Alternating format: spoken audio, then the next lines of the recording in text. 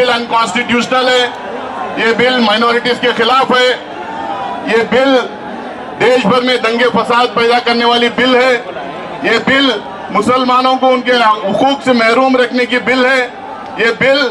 मुसलमानों के मस्जिदें, दरगाहें, कब्रिस्तान, ईदगाह और तमाम वो इदारे हैं जो वक्फ से जुड़े हुए हैं उनको छीनने का एक काम करने वाली बिल है कि जब भी ये बिल पार्लियामेंट में दोबारा लाई जाएगी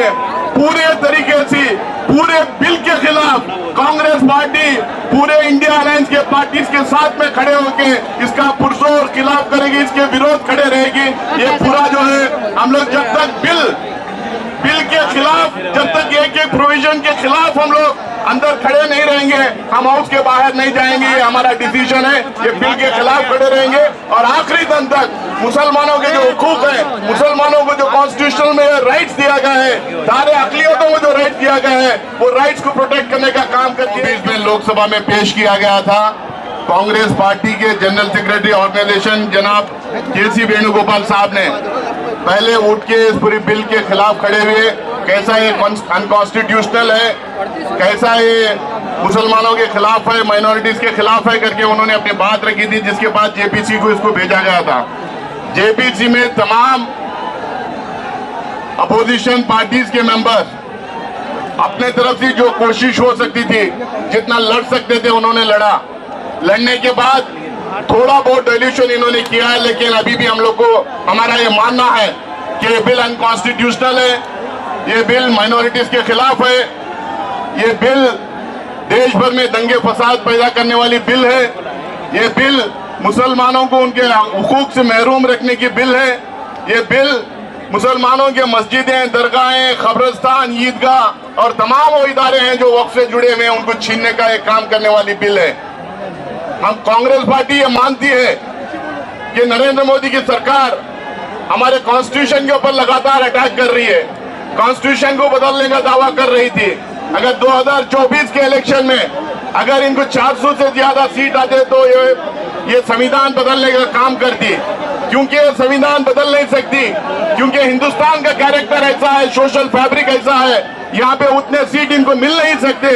इसीलिए ये चुन चुन के उन तमाम प्रोविजंस को जो अलग अलग मजहब के लोगों को बराबरी का हक देता है, वो तमाम प्रोविजंस को खत्म करने का काम कर रही है। पहले सीएए एनआरसी लाए, उसके बाद अपने फ्रिंज एलिमेंट्स के through places of worship act के खिलाफ इन्होंने मुहिम छेड़ी और उसके बाद ये वक्फ अमेंडमेंट बिल लेके इन्होंने आया है। ये चाहते हैं कि जो बराबरी का हक जो दिया गया है वो बराबरी का हक खत्म हो जाए। ये चाहते हैं कि मेजॉरिटेरियन रूल रहे, मेजॉरिटेरियन सोसाइटी रहे, मेजॉरिटेरियन कॉन्स्टिट्यूशन रहे, इसीलिए इस तरीके के बिल्स लेके आ रहे हैं। हम कांग्रेस पार्टी की तरफ से खासकर मल्लिकार्जुन खड़गे साहब का, राहुल गांधी साहब का एक मैसेज है कि जब भी ये बिल पार्लियामेंट में दोबारा लाई जाएगी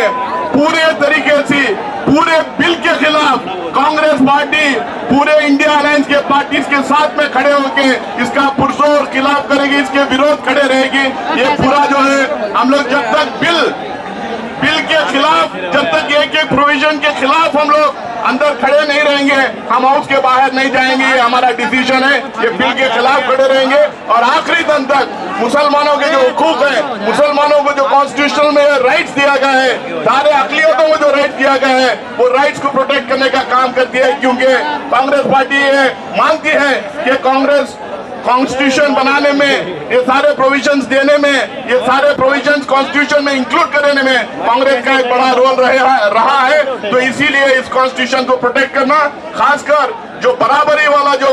प्रोविजन, बराबरी वाले जो प्रोविजन कॉन्स्टिट्यूशन के अंदर है, उसको प्रोटेक्ट करना ये हमारी रिस्पॉन्सिबिलिटी हम लोग मानते हैं। फिर से एक बार मैं हमारे दोनों लीडर का मैसेज आपके सामने दोबारा मैं बोल के अपनी जगह लेना चाहता हूँ कि जिस दिन भी ये बिल पार्लियामेंट के अंदर आएगी, इंडिया अलायंस के सारे पार्टनर्स के साथ में हम लोग खड़े होकर इसके खिलाफ हम लोग खड़े रहेंगे, आखिरी दम तक लड़ते रहेंगे। जय हिंद, जय कांग्रेस।